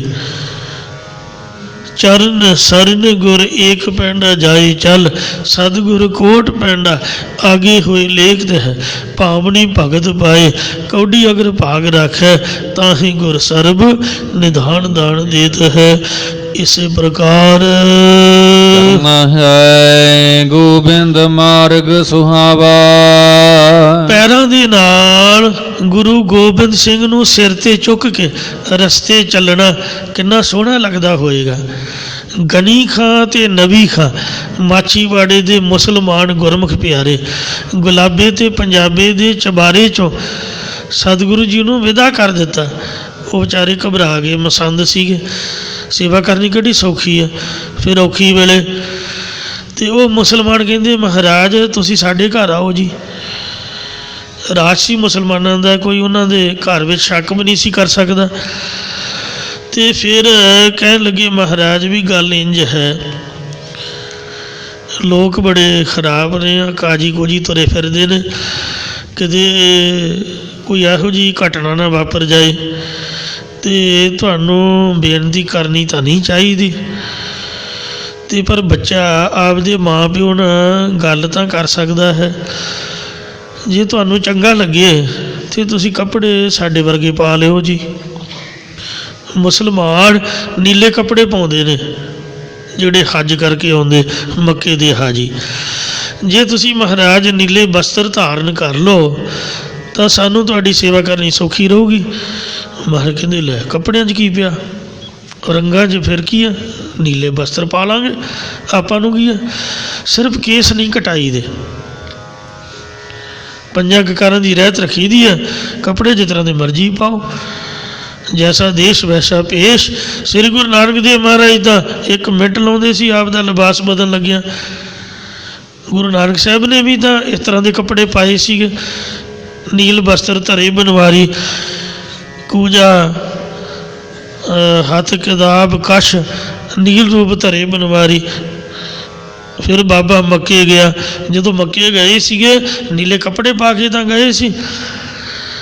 सतगुरु महाराज जी जिस तरह के उस तरह के बन जाते सीगे। गल तो आपकी मर्यादा को कायम रखो। महाराज सच्चे पातशाह कह लगे भी लियाओ कपड़े दिओ, आप पा लेंगे। कहते जी कपड़े रंगाने पैणगे। चिट्टा खद्दर है वो माई ने भेटा किया, ਉਹਦੇ बड़े चिर की तमन्ना सीगी, कहती आनंदपुर मैं जा नहीं सकी महाराज, ये मैं हथी बनाया, आप कृपा करके पेन ना करो। मर कहते लो भाई कपड़ा तो आ गया, इनू रंग के लियाओ। ललारी को गए, उत्थे मट्टी पई हुई है, तो वो कह लगा भी अजे तो मट्टी उठी नहीं हुई। अजकल की थ्योरी स्टोव जहा बालते हैं, पतीला जहा रख के गर्म पानी च रंग पा के झट चाढ़ देंगे ने। पुराना समा सीगा मट्टी च रंग पा के रख देंगे, वो हफ्ते के बाद उठती सी, फिर कपड़ा रंग दे। सतगुरु जी ने आके आखिया कि ललारी तो इंज कहता है जी। मारे कहते भी उन्होंने साढ़े को बुलाओ। कहते हाँ जी दसो। मारे कहता जी मट्टी उठी नहीं हुई। मारे कहता कपड़ा पा, सतनाम वाहिगुरू कह के मट्टी उठी हुई है, कपड़ा रंगिया जाऊगा। फिर उन्हें वेख्या भी ये तो कोई खुदा दा वली पीर है, शक्तिवान है। रंग तो मैं जी हुणे पाया, मट्टी तो उठी नहीं हुई। उन्हें शक्तिवान जान के जब महाराज उन्होंने मजदूरी देन लगे, पैसे देन लगे, कहने लगा जी पैसे नहीं लैने, आप कृपा करो साड़ी गरीबी चुक दिओ जी, रंग के पैसे नहीं उतरते। महाराज कहते भी जेड़ा भी मन में धार के तू मट्टी में वेखेगा कपड़ा पाएगा, रंग पाने की लोड़ ही नहीं, कितों लैन की लोड़ ही नहीं, उही रंग कपड़े में चढ़ जाऊगा। सचमुच ही इस तरह होंदा रहा। फिर कह लगा जी कोई औलाद नहीं। मारे कहते तेरा घर हरिया भरिया होगा। गणी ते नबी खान ने आख्या महाराज बाल बच्चा तो साढ़े भी नहीं। सतगुरु जी कह लगे तुहाडी दी तां कृपा हो गई है, चढ़दी कला होगी। हुण चुको साडा पलंगा ते आपां इत्थों चाले मारने ने। सच्चे पातशाह जी ने हाजियां वाला लिबास बनाया, नील वस्त्र धारण करके पलंघे साहब ते चौंकड़ा मार के बैठ गए। इन्ना प्रभाव सीगा, सचमुच वो पीर ही जापदे। अगले पावियां नूं गनी ते नबी खान दोनों भरावां ने मोढियां ते चुकिया। पिछलियां नूं साध संगत जी प्यारे धर्म सिंह ते भाई मान सिंह ने चुकिया। प्यारे दयाल सिंह साहब जी ने मोरां दे खंभां वाला चौर साहब गुरु साहब के सीस ते चलाउणा शुरू कर दिता। इंज सतनाम वाहिगुरू दा मूँह में जाप जपदियां होइयां रब रब करदियां तुरे गए। जिथे गुरुद्वारा किरपान भेट साहब है उत्थे निहंग सिंघां दी सेवा है। उत्थे उन्होंने घेर लिया, नाका लगा होया सीगा। कहंदे जे मुसलमान हो तो आ कुट्ठा मांस खाओ। कहंदे पीर जी तां रोजियां ते ने। महाराज ने पूछा भी हुण की आखिए? कहंदे तुसीं कह दो रोजियां ते एक जौ खांदे। कहंदे पीर तां रोजियां ते तुसीं खाओ। प्यारे दयासो कह लगा महाराज भी हुण असीं की करिए, तुसीं तां निकल गए, सानू भी कोई तरीका दसो। महाराज कहंदे किरपान पवाई है ना तुहानू, 10 पातशाहियां दा नाम लैके वाहिगुरू कह के किरपान फेर दो। इक्को ही थाल है। कहंदे साडे नाल जूठा खाओ, मांस कुट्ठा है। जब किरपान फेरी तो जिहड़ा ਸਿੰਘਾਂ वाला पासा सीगा उत्थे कड़ाह प्रसाद बन गया, दूजे पासे वो मांस खांदे रहे। फिर महाराज कहंदे भी साडे लिए भी लैके आयो। वो सचमुच जद अगे वेखिया तो वो कड़ाह प्रसाद सीगा। इंज सतगुरु महाराज ने कृपा की। गनी ते नबी खान ने आपदे मोढियां ते चुक के, जुत्ती थोड़ी पाई होगी, जद गुरु जी की पालकी चुकी दी है, महाराज की सवारी उदों तो जुत्ती तो बगैर ही चली दा है। वो सिंह नंगे पैरी होणगे ਜਦ ਮਹਾਰਾਜ ਨੂੰ ਮੋਢਿਆਂ 'ਤੇ ਚੁੱਕਿਆ ਹੋਊਗਾ। ਵੇਖੋ ਨੰਗੇ ਚਰਨੀ, ਕਿੱਥੇ ਮਾਛੀਵਾੜਾ ਅਤੇ ਕਿੱਥੇ ਆਲਮਗੀਰ। ਨਗਾਈਆ ਸਿੰਘ ਨੇ ਫਿਰ ਘੋੜਾ ਭੇਟਾ ਕੀਤਾ। ਮਹਾਰਾਜ ਕਹਿੰਦੇ ਹੁਣ ਤਾਂ ਆਪਾਂ ਘੋੜੇ 'ਤੇ ਚੜਾਂਗੇ, ਤੁਸੀਂ ਜਾਓ ਮੇਰੇ ਵੀਰ। ਹੁਕਮਨਾਮਾ ਲਿਖ ਕੇ ਦਿੱਤਾ ਵੀ ਇਹ ਗਨੀ ਅਤੇ ਨਬੀ ਖਾਂ ਦੋਨੇ ਭਰਾ ਮੇਰੇ ਫਰਜ਼ੰਦ ਹੈ, ਇਹ ਮੇਰੇ ਪੁੱਤਰ ਨੇ, ਇਹ ਮੇਰੇ ਸਿੱਖ ਹੈ, ਇਹ ਮੇਰੇ ਕੰਮ ਆਏ ਨੇ। ਜਿਹੜਾ ਮੇਰਾ ਸਿੱਖ ਹੋਊਗਾ ਉਹ ਇਹਨਾਂ ਦੀ ਪੂਜਾ ਕਰੂਗਾ, ਇਹਨਾਂ ਦੀ ਸੇਵਾ, ਇਹਨਾਂ ਮੇਰੀ ਸੇਵਾ ਕੀਤੀ ਹੈ, ਸੰਗਤ ਇਹਨਾਂ ਦੀ ਸੇਵਾ ਕਰੇ, ਉਹ ਮੇਰੀ ਸੇਵਾ ਹੋਊਗੀ। ਗੁਰਦੁਆਰੇ ਦੇ ਵਿੱਚ ਕਿਸੇ ਪੀਰ ਦੀ ਸਮਾਧ ਜਾਂ ਮਜ਼ਾਰ ਅਸੀਂ ਪ੍ਰਵਾਨ ਨਹੀਂ ਕਰਦੇ, ਪਰ ਇੱਕ ਬੁੱਢਣ ਸ਼ਾਹ 'ਤੇ ਮੱਥਾ ਟੇਕਣ ਜਾਈਦਾ, ਇੱਕ ਗਨੀ ਅਤੇ ਨਬੀ ਖਾਂ। ਮੈਂ ਕੱਲ੍ਹ ਵੇਖਿਆ ਵੀ ਸੰਗਤਾਂ ਪੈਰੀ ਹੱਥ ਲਾ ਕੇ, ਕਬਰਾਂ ਬਣੀਆਂ ਹੋਈਆਂ, ਗਨੀ ਅਤੇ ਨਬੀ ਖਾਂ ਦੀਆਂ ਸਮਾਧੀਆਂ ਵਿੱਚ ਇਹ ਗੁਰਦੁਆਰਾ ਹੈ। ਹੁਣ ਕੀ ਕਰੀਏ, ਉਹਨਾਂ ਸੇਵਾ ਕੀਤੀ ਹੈ, ਉਹ ਵਿੱਚ ਹੀ ਸਭ ਕੁਛ ਹੈ, ਮੱਥਾ ਤਾਂ ਟੇਕਣਾ ਪਊਗਾ, ਜਾਣਾ ਤਾਂ ਪਊਗਾ ਹੀ, ਕਿਉਂਕਿ ਮਹਾਰਾਜ ਨੇ ਹੁਕਮ ਕੀਤਾ ਹੈ। ਅਤੇ ਇਸ ਵਾਸਤੇ ਆ ਜਿਹੜੀਆਂ ਸ਼ਹੀਦਾਂ ਸਿੰਘਾਂ ਦੀਆਂ, ਜਦ ਮੈਂ ਇੱਥੇ ਆਇਆ ਤਾਂ ਉਹ ਚਾਚਾ ਸੀਗਾ ਅੱਡ ਗ੍ਰੰਥੀ, ਮੈਨੂੰ ਕਹਿੰਦਾ ਉਰਾ, ਮੈਂ ਕਿਹਾ ਦੱਸੋ। ਉਹਨੇ ਕੱਪੜਾ ਚੁੱਕਿਆ, ਉਹਦੇ ਥੱਲੇ, ਮੈਂ ਕਿਹਾ ਕੀ? ਕਹਿੰਦਾ ਤੂੰ ਵੇਖ। ਮੈਂ ਕਿਹਾ ਕੀ ਮਤਲਬ ਹੈ ਤੁਹਾਡਾ? ਕਹਿੰਦੇ ਵੇਖੋ। ਮੈਂ ਕਿਹਾ ਕੀ ਸਮਾਧਾਂ ਹੀ ਨੇ, ਹੋਰ ਕੀ ਆ? ਉਹਦਾ ਮਤਲਬ ਇਹ ਟਕਸਾਲੀ ਸਿੰਘ ਹੈ। ਲੋਕ ਬੋਲਣ ਲੱਗਿਆ ਸੋਚਦੇ ਨਹੀਂ। ਮੈਂ ਕਿਹਾ ਵੀ ਇਹ ਕੋਈ ਆਮ ਬੰਦੇ ਦੀ ਮੜੀ ਥੋੜੋ ਆ। ਜਿਨ੍ਹਾਂ ਸਿੰਘਾਂ ਨੇ ਗੁਰੂ ਗ੍ਰੰਥ ਸਾਹਿਬ ਦੇ ਸਤਿਕਾਰ ਹਿੱਤ ਪੰਥ ਅਤੇ ਕੌਮ ਦੇ ਨਿਸ਼ਾਨ ਨੂੰ ਉੱਚਾ ਚੁੱਕਣ ਵਾਸਤੇ ਥੱਲੇ ਨਹੀਂ ਡਿੱਗਣ ਦਿੱਤਾ, ਡਿੱਗੀਆਂ ਪੱਗਾਂ ਨੂੰ ਸਿਰ 'ਤੇ ਰੱਖਣ ਵਾਸਤੇ ਆਪਦਾ ਸੀਸ ਕੁਰਬਾਨ ਕੀਤਾ, ਉਹਨਾਂ ਦਾ ਅੰਗੀਠਾ ਹੁੰਦਾ, ਉਹਨਾਂ ਦੀਆਂ ਸਮਾਧਾਂ ਹੁੰਦੀਆਂ ਨੇ। ਉਹ ਕੋਈ ਮੜੀ ਜਾਂ ਕਬਰ ਨਹੀਂ ਹੁੰਦੀ, ਇਹ ਕੋਈ ਮਨਮਤ ਨਹੀਂ ਹੈ। ਉੱਤੇ ਟੇਬਲ ਰੱਖਿਆ, ਮਹਾਰਾਜ ਦਾ ਪ੍ਰਕਾਸ਼ ਹੈ।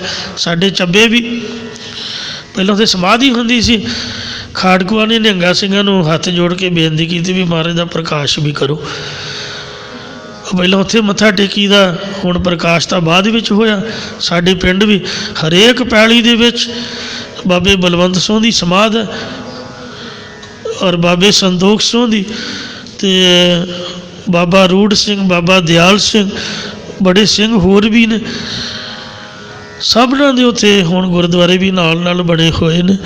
ਸੋ ਜਿਨ੍ਹਾਂ ਨੇ ਕੁਰਬਾਨੀਆਂ ਕੀਤੀਆਂ, ਕੁਝ ਵਿਸ਼ੇਸ਼ ਸੇਵਾਵਾਂ ਕੀਤੀਆਂ, ਉਹਨਾਂ ਦਾ ਗੁਰੂ ਘਰ ਦੇ ਵਿੱਚ ਉਹਨਾਂ ਦੀਆਂ ਫੋਟੋਆਂ, ਉਹਨਾਂ ਦੇ ਅਸਥਾਨ, ਸੋ ਉਹਨਾਂ ਦੀਆਂ ਯਾਦਾਂ ਸਿੱਖ ਅਜਾਇਬ ਘਰ ਦੇ ਵਿੱਚ ਮੌਜੂਦ ਹੁੰਦੀਆਂ। ਗੁਰਦੁਆਰੇ ਫੋਟੋ ਕੁਰਬਾਨੀਆਂ ਵਾਲਿਆਂ ਦੀ ਲੱਗਦੀ, ਔਰ ਉਹਨਾਂ ਨੂੰ ਹਮੇਸ਼ਾ ਨਮਸਕਾਰ ਹੈ। ਸਤਿਗੁਰੂ ਜੀ ਫਰਮਾਉਂਦੇ ਨੇ, ਕਰਨਾ ਹੈ ਗੋਬਿੰਦ ਮਾਰਗ ਸੁਹਾਵਾ। ਗੁਰੂ ਗੋਬਿੰਦ ਸਿੰਘ ਨੂੰ ਆਪਦੇ ਚਰਨਾਂ ਨਾਲ ਚੱਲ ਕੇ, ਸਿਰ 'ਤੇ ਚੁੱਕ ਕੇ ਰਸਤੇ ਚੱਲਣ ਵਾਲਾ ਜਿਹੜਾ ਇਨਸਾਨ ਹੈ, ਉਹਦੇ ਚਰਨ ਸੋਭਨੀਕ ਸੁਹਾਵੇ ਹਨ।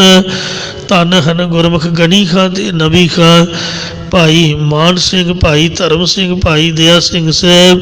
ਇਸੇ ਪ੍ਰਕਾਰ ਕਰਨਾ ਹੈ ਗੋਬਿੰਦ ਮਾਰਗ ਸੁਹਾਵਾ। ਪੈਰਾਂ ਦੇ ਨਾਲ ਪਰਮੇਸ਼ਰ ਦੀ ਪ੍ਰਾਪਤੀ ਵਾਲੇ ਸਤਸੰਗਤ ਰੂਪ ਰਸਤੇ 'ਤੇ ਚੱਲਣਾ ਸੋਭਨੀਕ ਹੈ। ਇਸੇ ਪ੍ਰਕਾਰ ਕਰਨਾ ਹੈ ਗੋਬਿੰਦ ਮਾਰਗ ਸੁਹਾਵਾ। ਉਹ ਚਰਨ ਵੀ ਸ਼ੋਭਨੀਕ ਨੇ, ਉਹ ਰਸਤਾ ਵੀ ਸ਼ੋਭਨੀਕ ਹੈ। ਜਾਂ ਭੈ ਰੂਪ ਚਰਨਾਂ ਦੇ ਸੰਯੁਕਤ ਹੋ ਕੇ ਪਰਮੇਸ਼ਰ ਦੇ ਭਾਵ ਭਗਤੀ ਰੂਪ ਰਸਤੇ 'ਤੇ ਚੱਲਣਾ ਵੀ ਸ਼ੋਭਨੀਕ ਹੈ। ਗੋਦਾਵਰੀ ਤੋਂ ਲੈ ਕੇ ਤਖਤ ਸੱਚਖੰਡ ਹਜ਼ੂਰ ਸਾਹਿਬ ਤੱਕ ਰਿਕਾਰਡ ਹੈ। ਇੱਕੋ ਹੀ ਜਗ੍ਹਾ ਮੈਂ ਦੁਨੀਆ 'ਚ ਵੇਖੀ ਹੈ, ਬੜੀਆਂ ਜਗ੍ਹਾ 'ਤੇ ਗਿਆ, ਪਰ ਇੱਕੋ ਹੀ ਜਗ੍ਹਾ ਦੀ ਖਾਸੀਅਤ ਵੇਖੀ ਹੈ ਵੀ ਨਹਾ ਧੋ ਕੇ ਸੋਹਣੀ ਦਸਤਾਰ ਸਜਾ ਕੇ ਗਲ 'ਚ ਪਰਨਾ ਪਾ ਕੇ ਕਥਾ ਕਰਨੀ ਹੋਵੇ। ਗੁਰਦੁਆਰਾ ਲੰਗਰ ਸਾਹਿਬ ਆਸਣ ਹੁੰਦੇ ਨੇ, ਨੰਗੇ ਪੈਰੀ ਬੰਦਾ ਚਲਿਆ ਜਾਏ ਤਖਤ ਸਾਹਿਬ 'ਤੇ, ਮਜਾਲ ਹੈ ਕਿਸੇ ਬੀੜੀ ਦਾ ਧੂੰਆਂ ਵੱਜੇ ਜਾਂ ਕੋਈ ਪੈਰਾਂ ਦੇ ਵਿੱਚ ਕਦੇ ਤੰਬਾਕੂ ਆਵੇ, ਬਿਲਕੁਲ ਨਹੀਂ। ਉਹ ਦੱਖਣੀਆਂ ਨੇ ਮਰਯਾਦਾ ਬਣਾਈ ਹੈ ਵੀ ਉਸ ਰਸਤੇ 'ਚ ਕਿਸੇ ਬੀੜੀ ਤੰਬਾਕੂ ਵਾਲੇ ਦੀ ਕੋਈ ਦੁਕਾਨ ਨਹੀਂ, ਕੋਈ ਇੱਥੇ ਪੀ ਨਹੀਂ ਸਕਦਾ। ਬਾਕੀ ਤਾਂ ਆਪਾਂ ਕਿਸੇ ਹੋਰ ਪਾਸੇ 'ਚ ਗਏ ਹੋਈ ਨਹੀਂ ਸ਼ਹਿਰ ਦੇ ਵਿੱਚ। ਆ ਸਾਡੇ ਸੁਹਾਣੇ ਵਾਲੇ ਬਾਜ਼ਾਰ 'ਚ ਕਿੰਨਾ ਵੇਖੋ ਗੰਦ ਹੈ। ਸ਼ਹੀਦਾਂ ਦੇ ਨਾਮ 'ਤੇ ਕਮੇਟੀ ਬਣੀ ਹੋਈ ਹੈ, ਬਾਜ਼ਾਰ ਵਾਲਿਆਂ ਦੀ। ਉਹਨਾਂ ਨੂੰ ਕਹਿਣਾ ਚਾਹੀਦਾ ਵੀ ਭਲਿਓ ਮਾਨਸੋ ਘੱਟੋ ਘੱਟ ਗੁਰਦੁਆਰੇ ਦੀ ਇੱਜ਼ਤ ਤਾਂ ਰੱਖੋ। ਉਹ ਕਹਿੰਦੇ ਵੀ ਕੁਰਸੀ 'ਤੇ ਨਹੀਂ ਬਹਿਣਾ, ਮੰਜੇ 'ਤੇ ਨਹੀਂ। ਫਿਰ ਸ਼ਹੀਦਾਂ ਦਾ ਤੁਹਾਨੂੰ ਇੰਨਾ ਹੀ ਡਰ ਨਹੀਂ, ਲਾਗੇ ਬੀੜੀਆਂ ਦਾ ਧੂੰਆਂ, ਚਾਰ ਚੁਫੇਰੇ ਨਾਈਆਂ ਦੀਆਂ ਦੁਕਾਨਾਂ। ਇਹ ਬਾਜ਼ਾਰ ਤਾਂ ਸਾਫ਼ ਰੱਖੋ ਨਾ ਮੂਰਖੋ, ਤੁਹਾਡੀਆਂ ਦੁਕਾਨਾਂ ਚੜ੍ਹਦੀ ਕਲਾ 'ਚ ਚੱਲਣ। ਉਹਨਾਂ ਨੂੰ ਸਮਝਾਉਣਾ ਚਾਹੀਦਾ ਸਾਰਿਆਂ ਨੂੰ ਮਿਲ ਕੇ ਵੀ ਇਹ ਸ਼ਹੀਦਾਂ ਦਾ ਸਥਾਨ ਕਿੱਡਾ ਵੱਡਾ ਗੁਰਦੁਆਰੇ ਦੇ ਨਾਲ ਨਾਲ ਸੋਹਣੀ ਸਫਾਈ ਹੋਣੀ ਚਾਹੀਦੀ ਹੈ। ਸਤਿਗੁਰੂ ਰਹਿਮਤ ਕਰਨ। ਆਨ ਮਾਰਗ ਜੇ ਤਾਗ ਛਤਾਈਐ, ਭੈ ਰੂਪ ਚਰਨਾਂ ਦੇ ਸੰਯੁਕਤ ਹੋ ਕੇ ਪਰਮੇਸ਼ਰ ਦੇ ਪ੍ਰੇਮਾ ਭਗਤੀ ਰੂਪ ਰਸਤੇ 'ਤੇ ਚੱਲਣਾ ਵੀ ਸੋਭਨੀਕ ਹੈ। ਪ੍ਰਭੂ ਪ੍ਰਾਪਤੀ ਵਾਲੇ ਰਾਹ ਨੂੰ ਛੱਡ ਕੇ ਹੋਰ ਨਾ ਭੇਖਾਂ ਦੇਵੀ ਦੇਵਤਿਆਂ ਦੀ ਉਪਾਸਨਾ ਰੂਪ ਰਸਤਿਆਂ 'ਤੇ ਜਿੰਨਾ ਵੀ ਕੁਝ ਯਤਨ ਕਰਕੇ ਦੌੜਨਾ ਹੈ। ਤੋਹੀ ਦੁਖ ਹਵਾ, ਤਿਤਨਾ ਹੀ ਪ੍ਰਤੱਖ ਜੰਮਣ ਮਰਨ ਰੂਪੀ ਦੁੱਖ ਤੇ ਪਦਾਰਥਾਂ ਦੀ ਅਪ੍ਰਾਪਤੀ ਦਾ ਹੌਕਾ ਝੋਰਾ ਲੱਗਦਾ ਹੈ। ਰਹਾ ਵਿਸ਼ਰਾਮ ਦੇ ਕੇ ਫਰਮਾਉਂਦੇ ਨੇ, ਨੇਤਰ ਪੁਨੀਤ ਭਾਈ ਦਰਸ ਪੇਖੇ, ਸਤਿਗੁਰਾਂ ਦੇ ਦਰਸ਼ਨ ਦੀਦਾਰ ਵੇਖ ਕੇ ਮਨ ਬੁੱਧ ਰੂਪ ਨੇਤਰ ਪਵਿੱਤਰ ਹੋ ਗਏ ਨੇ। ਆਸਤ ਪੁਨੀਤ ਟਹਿਲਾਵਾ, ਅਤੇ ਸੇਵਾ ਕਰਨ ਨਾਲ ਹੱਥ ਆਦਿ ਕੇਂਦਰੇ ਵੀ ਪਵਿੱਤਰ ਹੋ ਗਏ ਹਨ। ਹਿਰਦਾ ਪੁਨੀਤ ਹਿਰਦਾ ਹਰ ਬਸਿਓ, ਉਹ ਹਿਰਦਾ ਵੀ ਪਵਿੱਤਰ ਹੋ ਗਿਆ ਜਿਸ ਹਿਰਦੇ 'ਚ ਪਰਮੇਸ਼ਰ ਵਸ ਗਿਆ। ਮਸਤ ਪੁਨੀਤ ਸੰਤ ਧੂਰਾਵਾ, ਅਤੇ ਸੰਤ ਜਨਾਂ ਦੇ ਚਰਨਾਂ ਦੀ ਧੂੜ ਮੱਥੇ ਤੇ ਲਾਉਣ ਦੇ ਨਾਲ ਮੱਥਾ ਵੀ ਪਵਿੱਤਰ ਹੋ ਗਿਆ। ਹਰ ਬਨਿਧਾਨ ਨਾਮ ਹਰ ਹਰ ਕੈ, ਸਾਰਿਆਂ ਨੂੰ ਹਰੇ ਭਰੇ ਕਰਨ ਵਾਲੇ ਹਰੀ ਪਰਮੇਸ਼ਰ ਦੇ ਨਾਮ ਅੰਮ੍ਰਿਤ ਵਿੱਚ ਹੀ ਸਾਰੇ ਸ਼ੁਭ ਗੁਣਾਂ ਰੂਪ ਖਜ਼ਾਨੇ ਲੁਕੇ ਹੋਏ ਨੇ। ਸਾਰੇ ਰਿਧੀਆਂ ਸਿੱਧੀਆਂ ਦੇ ਖਜ਼ਾਨੇ ਹਨ। ਜਿਸ ਕਰਮ ਲਿਖਿਆ ਤਿਨ ਪਾਵਾ, ਪਰ ਜਿਨ੍ਹਾਂ ਦੇ ਮੱਥੇ ਤੇ ਪੂਰਬਲੇ ਪੰਨਾਂ ਦੇ ਪ੍ਰੇਰੇ ਹੋਏ ਪਰਮੇਸ਼ਰ ਨੇ ਨਾਮ ਦੀ ਪ੍ਰਾਪਤੀ ਦਾ ਸ੍ਰੇਸ਼ਟ ਲੇਖ ਲਿਖ ਦਿੱਤਾ, ਤਿਨਾਂ ਨੇ ਮਨੁੱਖਾ ਜਨਮ 'ਚ ਆ ਕੇ ਗੁਰਾਂ ਦੀ ਸੰਗਤ ਦੁਆਰਾ ਨਾਮ ਅੰਮ੍ਰਿਤ ਪਾਉਣਾ ਕੀਤਾ ਹੈ। ਜਾਨ ਨਾਨਕ ਕਉ ਗੁਰ ਪੂਰਾ ਭੇਟਿਓ, ਸਤਿਗੁਰੂ ਜੀ ਕਥਨ ਕਰਦੇ ਕਿ ਮੈਨੂੰ ਦਾਸ ਨੂੰ ਪੂਰਾ ਗੁਰੂ ਮਿਲਿਆ ਹੈ। ਸਹਿਜੀ ਆਨੰਦ ਬਿਹਾਵਾ, ਇਸ ਲਈ ਅਚੁੱਤ ਸੁਖ ਕਰਕੇ ਆਨੰਦ ਸਰੂਪ ਦੇ ਵਿੱਚ ਸਮਾਂ ਬਤੀਤ ਹੁੰਦਾ ਹੈ। ਇੱਥੇ ਸਮਾਪਤੀ ਹੈ ਜੀ। ਬੋਲ ਚੁੱਕ ਖਿਮਾ ਕਰੋ, ਅੱਗੇ ਤੋਂ ਸਮਤ ਬਖਸ਼ੋ। ਹਰ ਬਨਿਧਾਨ ਨਾਮ ਹਰ ਹਰ ਕੈ, ਜਿਸ ਕਰਮ ਲਿਖਿਆ ਪਾਵਾ। ਜਨ ਨਾਨਕ ਕਉ ਗੁਰ ਪੂਰਾ ਭੇਟਿਓ, ਸੁਖ ਸਹਿਜੀ ਆਨੰਦ ਬਿਹਾਵਾ। ਵਾਹਿਗੁਰੂ ਜੀ ਕਾ ਖਾਲਸਾ, ਵਾਹਿਗੁਰੂ ਜੀ ਕੀ ਫਤਿਹ। ਰਾਮ ਕਲੀ ਮਹੱਲਾ ਤੀਜਾ।